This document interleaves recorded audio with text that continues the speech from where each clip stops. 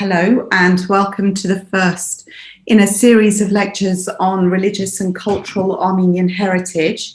Tonight we welcome Denver-based Simon Maghakyan to speak on Complete Erasure, documenting the destruction of Nakhichevan's Armenian past. Before we start, if I could ask you all please to make sure you are on mute. I need to let you know also that this session will be recorded and made available on the Diocese of the Armenian Church in the United Kingdom and Ireland website. Simon is a seasoned human rights advocate and researcher whose advocacy and public service tenure includes serving as Amnesty International USA's primary specialist and campaigner for the ex-USSR, leading the Armenian National Committee of America's grassroots development in 18 Western region states and coordinating civics education at Colorado's legislature. He's recently joined the Armenian Monuments Preservation Project as the new initiative's executive consultant. Maghakyan's academic experience includes lecturing in international relations at the University of Colorado, Denver, and serving in a newly appointed capacity as visiting scholar at Tufts University. Since December 2005, when Azerbaijan's army eradicated the world's largest medieval Armenian cemetery at Julfa, Maghakyan has been investigating and building awareness about cultural erasure. This work has resulted in numerous groundbreaking publications and collaborative projects, including julfa.com, the American Association for the Advancement of Science's Pioneer Satellite Investigation into Cultural Destruction, the Colorado State Capitol replica Julfa Khachgar Memorial, the widely cited 2019 expose of Azerbaijan's covert erasure of 28,000 medieval Armenian monuments in Nakhichevan, and a forthcoming article geolocating in declassified Cold War spy satellite imagery at the now destroyed churches of Agulis, memorialized in celebrated Azerbaijani novelist Akram Aylisli's banned book, Stone Dreams. I'm going to put in the chat the articles and websites I've just mentioned, and I'd now like to invite Simon, please, to give his talk. Thank you, Armina, for the introduction. Thank you, Bishop Hovakim, for the invitation, and everyone for being here today. And I will be sharing a PowerPoint that summarizes a lot of my research over the past 15 years, a research that has unfortunately become all too relevant following the recent war, as a result of which 1,500 cultural sites from antiquity and early medieval and late Christianity have come under Azerbaijan's control, thus making this issue even more important than it has ever been. So I'll go ahead and share my screen, my PowerPoint. Armina, please let me know if you can see it. Yes. Okay, wonderful. So I've titled it Complete Erasure, Documenting the Destruction of Nakhichevan's Armenian Past. And I realized that often there's no such thing as complete erasure, where even a place like Turkey, where most Armenian sacred sites have been eradicated, some remnants remain. But this is not the case in Nakhichevan, and this is not something that has probably happened anywhere in history. Certainly not in modern times, because even in places like Afghanistan, Syria, Iraq, where we have seen cultural destruction in recent times, it has never been to the scale and scope that took place in Nakhichevan. And so that's what we're going to talk about, of how we know what happened, because what makes this destruction very different from the one committed by the Taliban and ISIS is that it was done covertly. So here's a map of Nakhichevan, where I have identified with the research of Argam Ayvazian, the legendary researcher, the prominent Armenian sites of Nakhichevan, and many of these areas were places that I have researched. But as you heard, Julfa was my main focus starting in December 2005. And you can see it here just across the border from Iran. I have physically been there from Iran's side. It's just 200 meters away. You can see the entire field. Of course, when I was there, it was all gone. It was just desolate grassland as if nothing ever existed there. So my research findings were published in a co-authored piece with Yale University historian Sarah Pickman in 2019 in Hyperallergic magazine, in which we produced this graphic that estimated the number of surviving Armenian cultural monuments that were identifiably Armenian because of their lettering and faith background, and the number of the monuments that exist today based on several of the sources.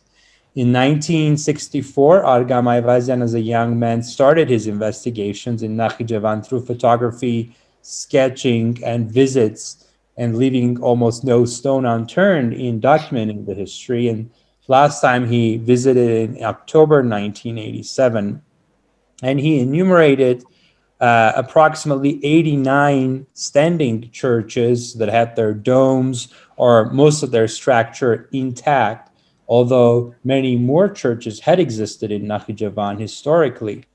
He enumerated approximately 5,840 cross stones, many of which were at Julfa, but also spread across the region, and an estimate of over 22,000 flat tombstones that were part of nearly 90 cemeteries of various sizes that were spread across Nakhichevan. The number of each corresponding monument today is 0. And I'm going to show you how we have come to this conclusion and how we have documented this. I realize this sounds very sensational because even in the worst genocide, no monument, someone survives, right? So there is never 100% erasure. It is not out of question that a few tombstones may have survived, let's say if villagers buried them in the process of pretending to collaborate with the regime's military. It's not out of question that there are some unearthed archaeological sites. But we're talking about the historical landscape, and the number of the monuments on the landscape is unquestionably 0. And the data that I have been collecting in the past 15 years as an independent researcher, and I did this because no one else was either doing it or no one else was being successful in presenting this. And perhaps this was the job of the Armenian government to do, but I wasn't going to wait for someone else to do it if I could do it myself. So throughout the years, I've been looking at geospatial data, in other words, satellite imagery. There's abundant eyewitness testimony that has gone into the research. There is what I call visual crowdsourcing, especially right now with social media. A lot of times people will post landmarks and landscapes from Azerbaijan, even without realizing the cultural monuments used to exist there. So that helps create a database of what it looks like today, because researchers are not allowed to Nakhichevan. Armenians, regardless of citizenship, are not allowed to Nakhichevan. Many Azerbaijanis from outside Nakhichevan are also struggle with entering the region. So this is a very tightly controlled region. The people who live there call it the North Korea of the Caucasus. And surprisingly, or not surprisingly, there are official governmental publications in Azerbaijan that acknowledge this destruction, of course, often indirectly so, but in some ways in a very open language that we'll look at a little later on. In terms of eyewitness testimony, there are dozens of individuals who have reported of what they have seen, but from non-Armenians, we of course relied on the work of Akram Aylisli to the left, the famous Azerbaijani novelist who was considered the Gabriel Garcia Marquez of Azerbaijan until recently, until he published the novella Stone Dreams that memorializes the Armenian churches of Agulis, his hometown. Azerbaijanis call it Aylis, and the author took it as his last name, hence Aylisli. We also had Stephen Sim from the UK. He's a Scottish researcher who visited Nakhichevan for just a few days. He pretended to be a tourist, sneaked in, took photographs, talked to locals, but he got caught by the police and was told to leave right away. We had an Azerbaijani colleague, Sarah Pickman and I, who worked with us through the investigation that was published 2 years ago, and I still stay in touch with that person. And that source has been amazing in collaborating stories of the destruction and helping with finding primary sources for collaboration of this investigation. And finally, we have Shura Burtin to the right, independent Russian journalist. He visited Agulis in 2013 very briefly before he was kicked out of the region, and he also saw that nothing remained. And I quoted him saying, which became a famous phrase, that not even ISIS could commit such an epic crime against humanity, because he saw that the rich city of Agulis was left naked, denuded of its indigenous Armenian past. Of course, there have been Armenian eyewitnesses too. Argam Ayvazyan, legendary researcher to the left, studied the region for years. He was more like a spy researcher, as a recent article described him, would wear wigs and change his appearance so he could get in and out of Nakhichevan while being based in Yerevan to photograph and document what remained, because he feared that the monuments would be destroyed one day. And unfortunately, he was absolutely correct. In the center, we have an Armenian bishop, the late Nishan Topuzyan, the prelate of the Armenian church in North Iran, in Tabriz, who witnessed and documented and publicized the final erasure in December 2005 of Julfa, the world's largest medieval Armenian cemetery. And I visited the same area after his death in 2013, and that's a photo of me to the right. My background is the Shepherds or Hovi Chapel on Iran's territory that has been renovated since. It is right across the border from where Julfa used to be. And as I mentioned earlier, when I was there, it was just flatlands, as if nothing ever existed in there. We have the cemetery of Jufa, photographed by Argam Ayvazyan in the 70s or 80s, just a section of it showing some of the thousands of crossstones that adorn the world's largest medieval Armenian cemetery, primarily crafted in the 1500s, and some of them in the 1400s, and others up until year 1604, when Safavid Iran's leader Shah Abbas forced Armenians to relocate further down into Iran. And this is how the Jufa culture stopped in its original location, but the cemetery remained as late as December 2005. And then in 2005, you had the Azerbaijani army platoons that were deployed. This is what Bishop Nishan Topuzyan witnessed, and the videography and photography has been made available before. But of course, Jufa has gotten a lot of the attention, obviously, because of its amazingly beautiful khachkars. But I want us to spend time looking at the rest of the monuments that were destroyed and how eyewitnesses documented the destruction. So this is Supkarapet, photographed in the 80s. And when Stephen Sim, the Scottish researcher, visited in 2005, nothing remained of that. And another photographer who I got in touch with in recent years took a photo of the same spot without realizing that a church stood there. And so he sent me this photograph, but wants to remain anonymous, of a mosque that now was built in place. Obviously, to build mosques, there's much more land available for that. But in some prominent locations, they did build mosques where the Armenian churches used to stand. However, obviously, it was not done to make room for other buildings. It was done to erase Armenian existence. Now, there's state decrees and publications that document this destruction. and there's some archival materials like this telegram, self-published by Akram Aylisli, the Azerbaijani novelist, that famous author who now lives under de facto house arrest, foretelling the destruction of Agulis through a novel. Even though he never says the churches were destroyed, he does give that feeling when you read it, how much he worshipped and felt the vulnerability of those sacred sites. He self-published this telegram in recent years in Russian. It was sent to Azerbaijan's president in June 1997. This is when the destruction started. And in there, he says that large-scale work in Agulis by the military has started to destroy churches and cemeteries. Please stop this evil or monstrous vandalism.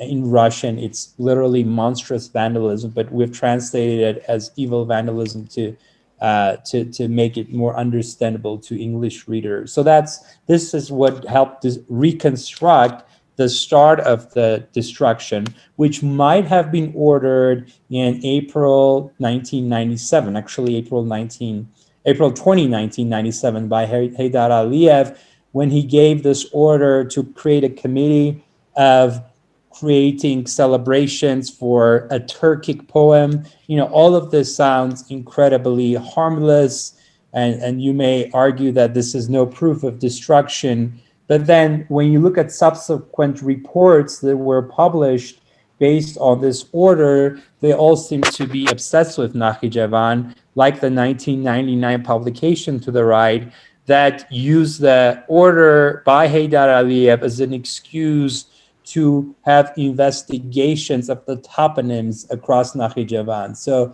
I argue, although I agree that I have not conclusively demonstrated that this was the first order for the genocide, but I would argue that this was the cover for making a list of the Armenian monuments that had to be destroyed. And in 1999, the unholy trinity of Vasif Talibov to the left, who is the autocrat of Nakhichevan for many, many years now, Heydar Aliyev, president at the time in the center, and Ilham Aliyev, his son and current president, they unveiled the unveiling of a historical Turkic character that was based on the research in Nakhichevan, in the capital of Nakhichevan city, which I think this in some ways is a celebration of the cultural genocide, the first phase of which and the most obvious phase of which for the population inside Nakhichevan happened in 1997 and 1998 through the destruction of churches. They actually tried to destroy Julfa. There was some international protest. They resumed in 2002. And then it was only after Azerbaijan started pumping oil to Western markets and most likely offered a job to UNESCO's Director General in August 2005, when they went ahead to finalize the destruction. And this was actually, I've identified this as the order for the final destruction of Nakhichevan's Armenian past. It was signed on December 6, 2005. I think this is a complete coincidence, but December 6th is Akram Aylisli's birthday. And Vasif Talibov knows Aylisli and knows that he was so upset with the destruction. I don't know if he signed the order on purpose on Aylisli's birthday to further hurt his feelings and his protection of Armenian monuments. But it happened just days before the final destruction of Julfa started. In this order, Vasif Talibov is instructing academia and creating a committee to inventorize or passportize. It's a Soviet term, passportization of monuments, of all the monuments in Nakhichevan. So this was in order to leave no stone unturned, in order to make sure that none of the remaining stones were Armenian, and whatever was Armenian would be destroyed. And Julfa's destruction started just days after this. And you may say, well, it's a stretch, Simon, but here to the right, you have the report based on this decree published 3 years later in 2008, called the Encyclopedia of Nakhichevan Monuments, bilingual encyclopedia, about 522 pages, where that Talibov edited himself, although he has no relevant education. And in there, they're gleefully, they acknowledge the purpose of the decree, which was to show that there were no Armenian monuments in Nakhichevan. And then it says the held investigations once again prove that the land of Nakhichevan belonged to the Azerbaijani Turks and their forefathers over the period of history. So this is publicly available information, not easily available, but this is things that I have uncovered through many years of research, mostly online. You know, when you just spend hours and days and months and years on Azerbaijan's website in Nakhichevan, it becomes inevitable for you to find this information, and that's what took me to do. And there's, as I mentioned earlier, also visual crowdsourcing, especially with rise of social media. Now there's so much photography online. For example, you can compare to Tsarna, one of the cities of the Gochten region, the Surpaspatsatin cathedral. You can easily find a modern day photo that shows a similar landscape. You can identify geographic features on a modern day photo and notice that the church is missing. Similarly, Agulis, the most beautiful, the most historic town in Nakhichevan that Ilisti wrote about, that was home to 8 churches despite the Armenian genocide when in 1919 Ottoman Turks with Azerbaijani opportunists massacred the entire town. And this was a peaceful Armenian town that not only never resisted, they actually forced Antranik not to attack Ordubad, the Turkic Azerbaijani populated town, and they were the peacemakers of the region. And as a result, or not as a result, but despite, or some might say in spite of that, they were entirely slaughtered. Despite all of that, 8 of the churches survived, one of the most prominent ones being Surp Tovma, or St. Thomas. According to tradition, it was founded by Bartholomew the Apostle in the 1st century, then rebuilt and expanded, especially in the 17th century when the Ottomans and the Safavids, so when the Turks and Iranians, the Persians, finally made peace that lasted almost 80 some years. There was a construction boom in Eastern Armenia, especially, and this is one of the cathedrals. So the cathedral is destroyed, and then, you know, after spending some time on social media, I found almost an exact image from the same angle, and we see that a mosque has replaced it. And finally, there is geospatial data or satellite investigation. And in fact, you are looking at a photo of or image of Jufa Cemetery from 2003. You can see the bright spot showing an earlier destruction, but you can still see that most of the cemetery is intact, although the khachkars have been toppled down, pushed down from vertical to horizontal state. And then in 2009, you see that the entire field has been destroyed. This investigation was conducted by the American Association for the Advancement of Science. At the time, I worked pro bono at Amnesty International, convinced them for 1 year to use their human rights satellite program for this. At that time, they said, no, human rights and cultural rights are not the same thing. But this was the breakthrough, and this is the pioneer investigation that unfortunately became a basis for a lot of the other destruction we saw conducted into ISIS and others. Here are zoom-ins that show how the cemetery was not only wiped out, but then it was further flattened by heavy technology. And another zoomed in area of the cemetery, nothing remains, obviously. Now, in recent years, and actually in recent months more so, I have been collecting more information because I found out through a variety of sources that apparently during the Cold War, both the Soviet Union and the US were mutually spying on each other with satellite and aerial technology. And I have come in possession of some materials from the Cold War that help us reconstruct what was lost. And I've taken Agulis as my first case study, and I'm about to share images that no one else has seen before, except for 2 scholars, the Cornell University professors, Lori Khachaturian and Adam Smith, who helped me create this imagery and helped me also get some of the resources. On the left, you have actually a map from the Russian General Staff's office, so the military top secret map that shows Argulis divided in Russian into two areas, upper and lower. And then if you notice, there are markings of churches with a cross, and there are also markings of cemeteries with a cross in I don't know what shape that would be, because it's kind of oddly shaped. But in square-like shapes, you have crosses showing to cemeteries. And then I obtained the Corona, which was the spy satellite program that the U.S. declassified after the collapse of the Soviet Union, that shows some of the churches of Argulis, like Stepanos, Tovma, and Christapor, St. Stephen, St. Thomas, St. Christopher.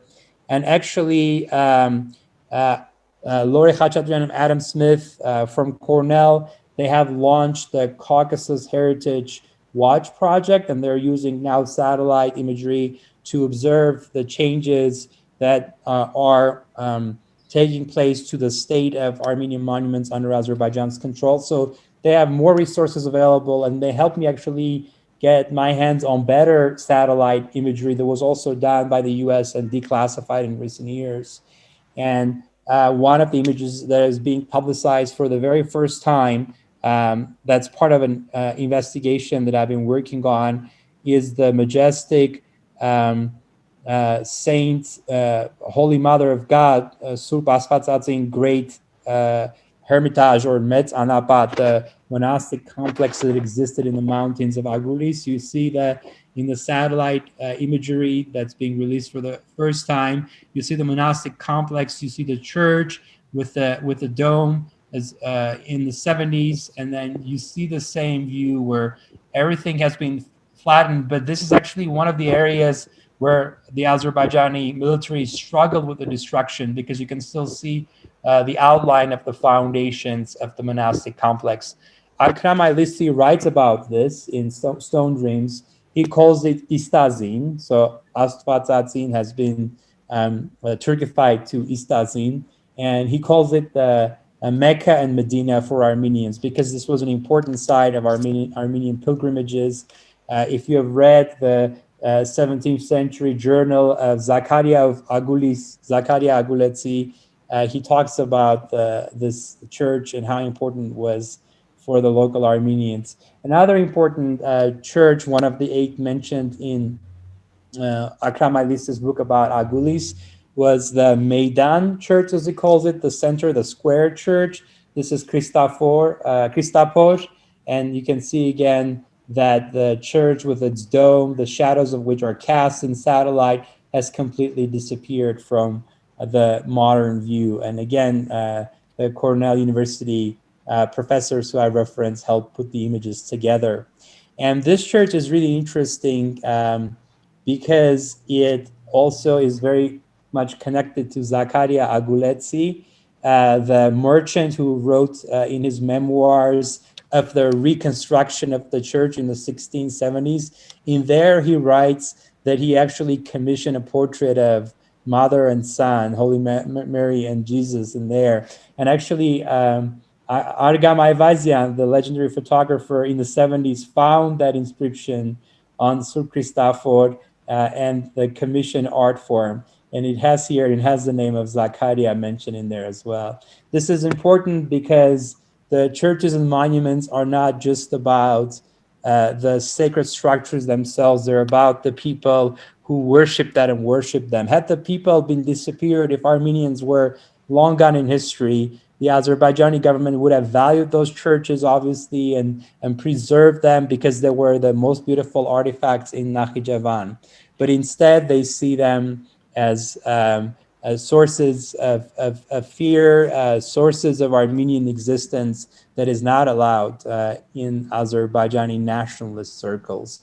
But it's important to remember that those monuments are special to people that lived long before, and people who live today, and people who are going to be there just like this family of Agulis who held a wedding in one of the 8 churches there that no longer exist. And this is the story of the complete erasure of Nakhichevan's Armenian past, and I'm happy to answer any questions or listen to your feedback. Thank you very much. Thank you, Simon. That was a really wonderful and very enlightening talk.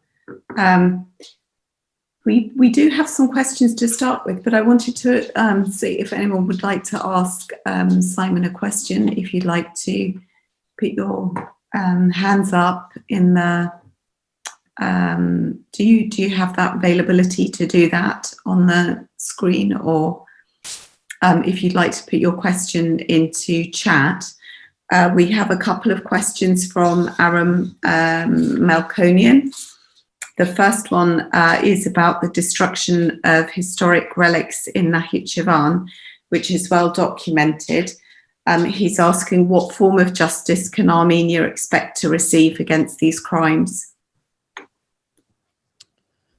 Yeah, that's an interesting question, and I realize that a lot of us looking at this heartbreaking destruction that has taken place, hoping to have some sort of restoration, some sort of justice, and unfortunately, international law, especially in times of peace, and this was done in a zone that was no party to conflict, that sort of protection of cultural monuments is a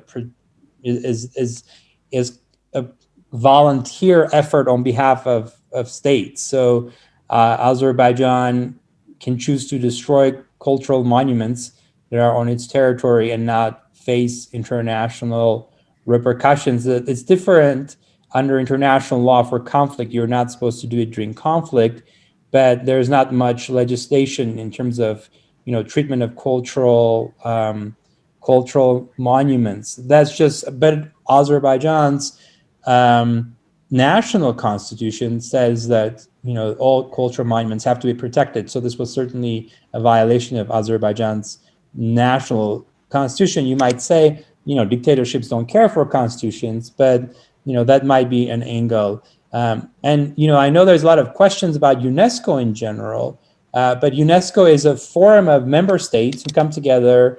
They agree to some things. UNESCO could and should have protested or condemned the destruction. They didn't do that in the latter phase in 2005.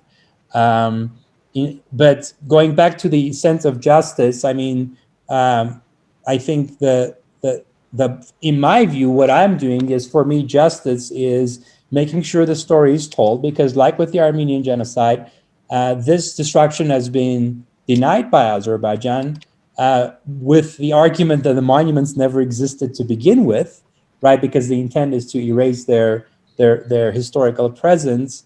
And so truth-telling for me is a sense of justice, and rebuilding the monuments in some sense. We replicated one of the Julfa Khachkars in Colorado, and finally, and most importantly, making sure that this does not happen in Artsakh, and especially in the areas that are now under Azerbaijan's control. You're muted. Thank you, Simon. I was just going to say, Rafi, I think Rafi Tanyelian has his hand raised, if you'd like to ask a question. And Bernos Cox has had her hand up for a long time as well. So. Oh, that's right.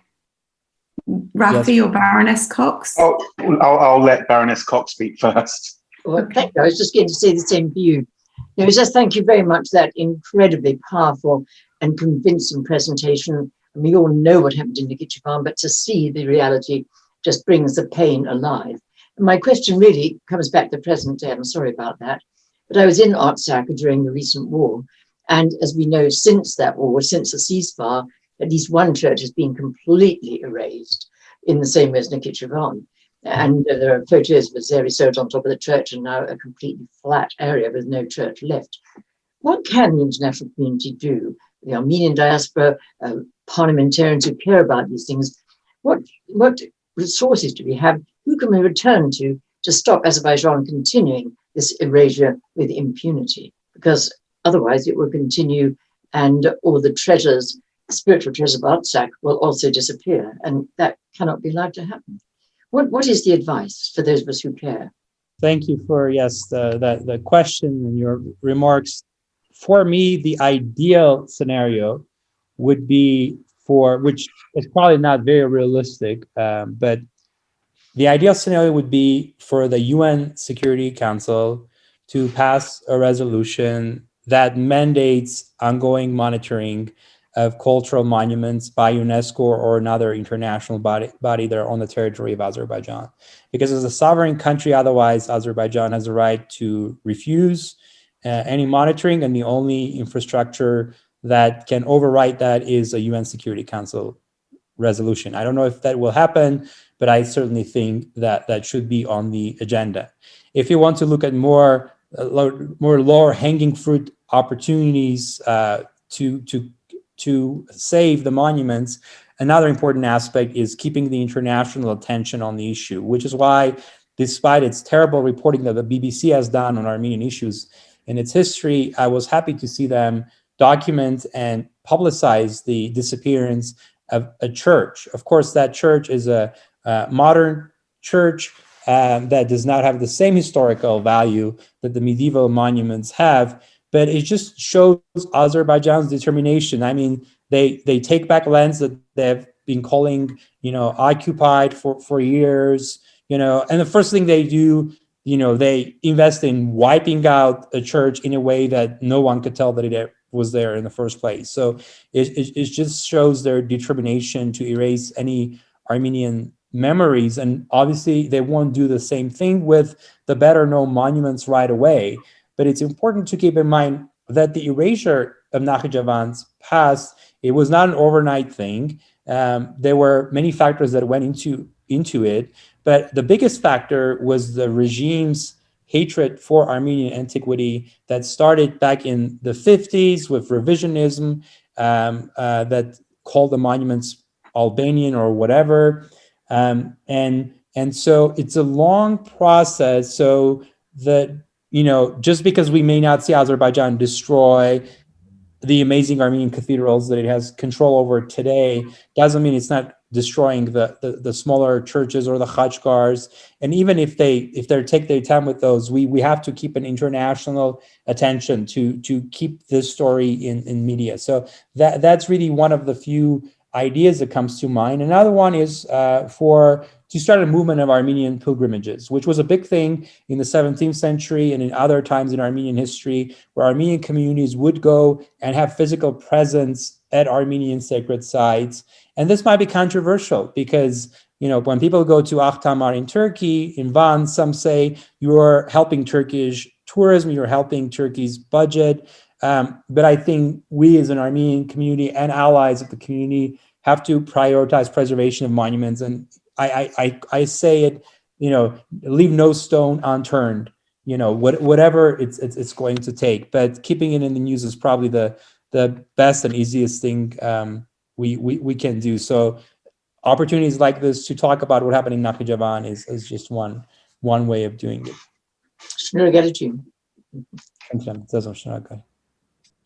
Rafi, would you like to ask your question?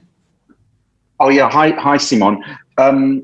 Given what the Azeris are doing in Artsakh now, with claiming that Dadivank and Zizanavank, etc., are Albanian Christian monuments, why would they have destroyed these ones? I mean, these wonderful churches that you mentioned with beautiful inscriptions. Why would they not try and reclassify them to suit their agenda? Or is this just a new agenda that's appeared in the last few years?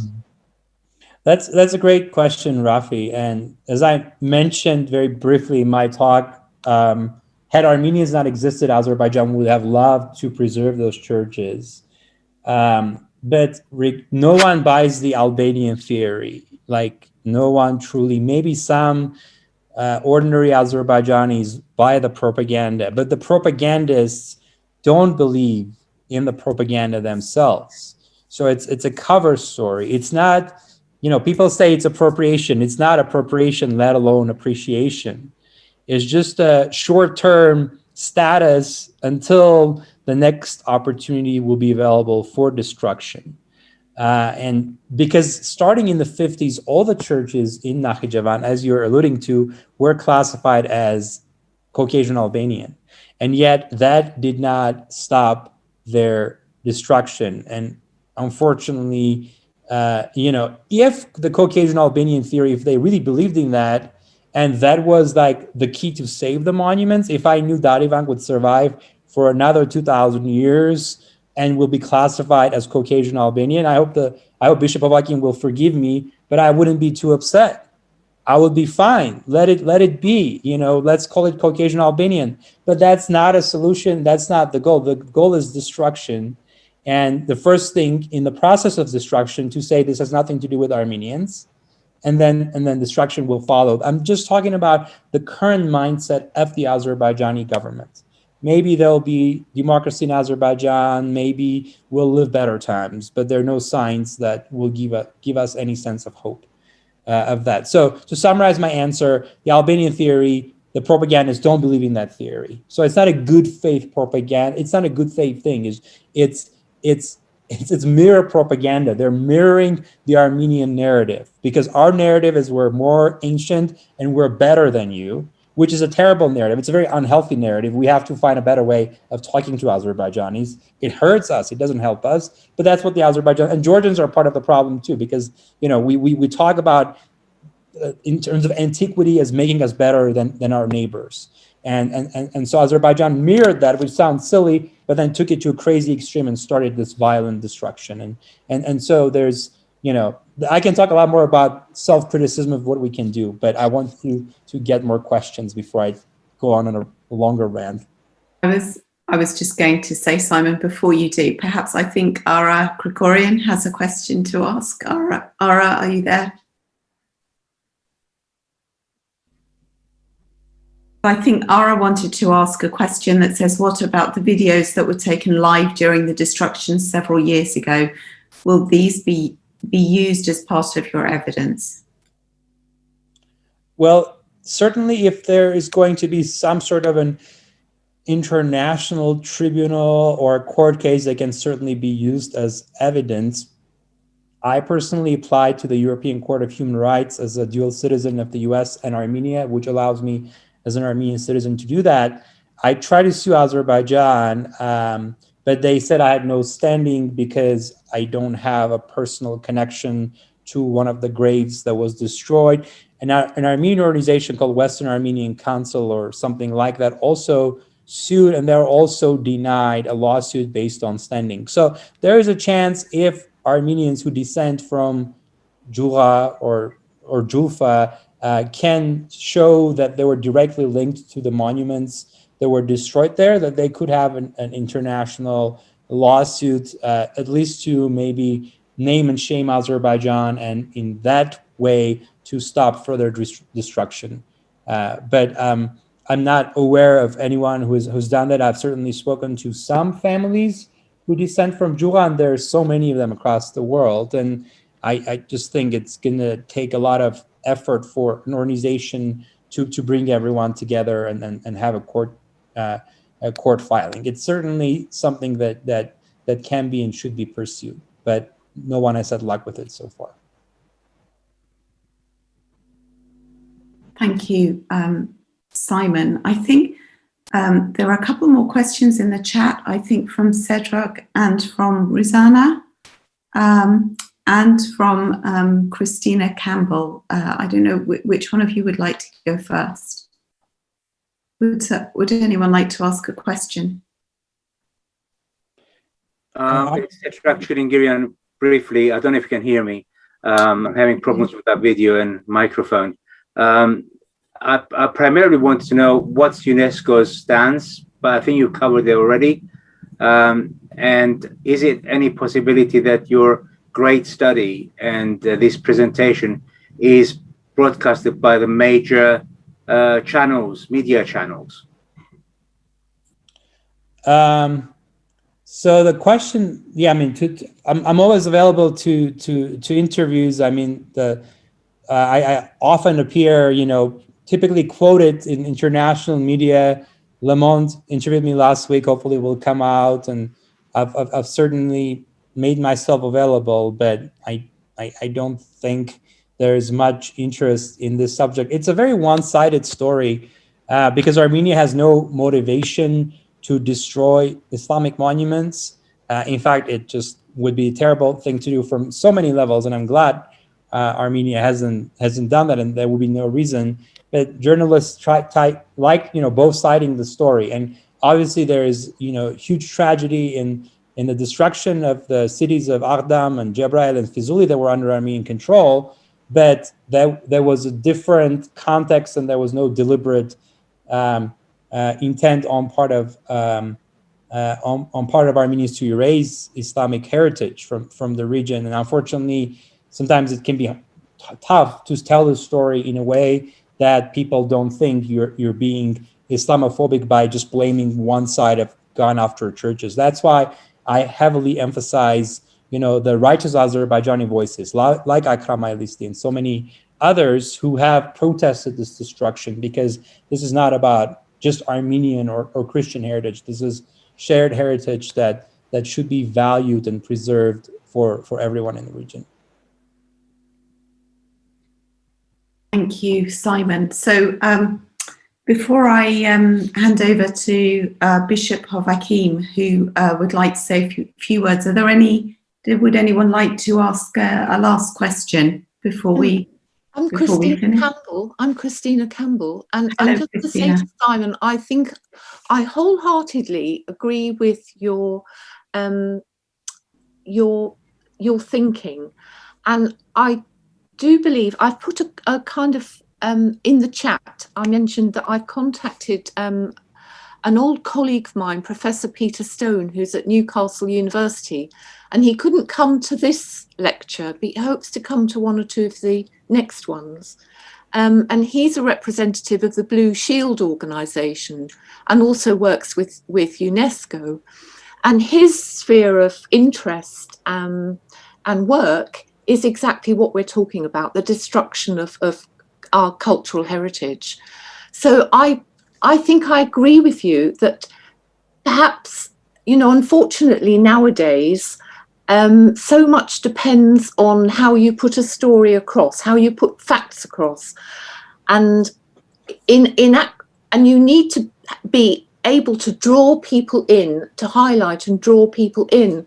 Maybe one way of tackling this is to not just talk about the Christian heritage, but to talk about how skilled these architects and stone artists were.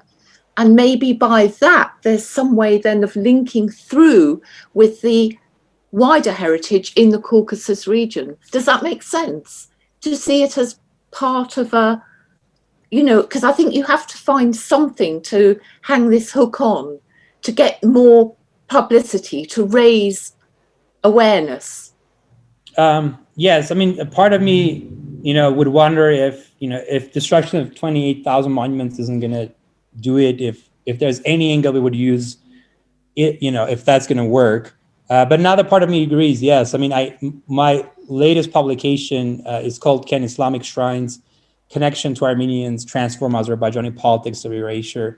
It was in Hyperallergic in late February, and that's actually one argument I made, because there is a group of Islamic monuments that Azerbaijan considers sacred that are or were in Artsak's control and are now under Azerbaijan's, and one of them even mentions the name of the Armenian architect, and Azerbaijan says, well, Armenians didn't exist until the 19th century, which is is absolutely crazy. So are they willing to destroy their the heritage they consider sacred to them just to erase Armenians completely out of history, or are they willing to be transformed? But unfortunately, we're dealing with a regime in Azerbaijan that has only one recipe for legitimacy, and that's anti-Armenian hatred. That's how he, legitimizes his family rule over the country for many, many decades, and so he's just going to double down on this hatred. And I think we're going to see a lot worse things happening. Obviously, I'm not talking about another war, because with the Russians there, that's probably out of question. But this is the only way Azerbaijan knows how, the government knows how to work with its people domestically. And so in some ways, maybe it's upon us to reach out to open-minded Azerbaijani individuals who might be willing to, challenge the propaganda that they're getting from Azerbaijan and see if they can help us in the preservation of monuments. For example, if they're willing to help nominate some of the churches now under Azerbaijan's control for, World Monuments Fund protection status or whatnot. But I appreciate that, and I'm going to quickly post the article I referenced in the chat if anyone is interested. Simon, if we have time for just one more question from Michelle Gorgodian, which follows on slightly from what you were saying, in that does Russia have a direct or indirect role to play, and to what extent is this dependent on Putin himself? Russia and President Putin have enormous opportunities, and in some ways more than anyone else, to try to preserve some of the larger monuments. They certainly did that with Dadivang, and I think that was a great thing they did, which was basically saying we're not gonna vacate this church completely. We're gonna have military presence, and there's nothing Azerbaijan could do about that. I'm a U.S. citizen, so unfortunately for me, Russian engagement is not a question that I can work on, but it's certainly an important one. I wish something similar had been done to Tsitsernavang, to Nakhichevan, although it's already under Russians. Azerbaijan's control. It was conquered, occupied during the war. I wish something could have been done with the Tigranakert archaeological site. And so I hope others, it's not really my place, the Russian end of things to work on, but I hope relevant communities and individuals who have a better way of outreach through that are working on that front. I know that the Russian academic who happens to have Armenian ancestry, Piotrowski, the head of the Hermitage, is one such voice, but I don't know if he's getting enough support and pressure at the same time from the community on this. If Bishop Hovakim has any thoughts on this, or I would love to hear more. But this is an area where I see value, but I cannot contribute to very much just because of where I live and the circles with which I'm connected, which are mostly American, unfortunately. Sure. Simon, thank you. Thank you very much for speaking tonight. It's been really, really interesting and thought-provoking evening. I am going to hand over to Bishop Hovakim in a minute, but before I do, I just wanted to thank Simon again and to thank everyone for coming, and to let you know that as you're probably aware, this is the first in a series of lectures which will continue on the 14th of April with Christina Moranci and At Risk, the medieval Armenian churches and monasteries of Artsakh, and then Hrach Chilingarian on the 12th of May with Christianity in Karabakh, the rich religious heritage in Artsakh from the 4th to 21st century. So I'm going to hand over to Bishop Hovakim, who is going to say a few words. Thank you, Armine. Simon, thank you very much for finding time and coming and making this wonderful presentation. And before you go, on behalf of our committee, I would like to thank you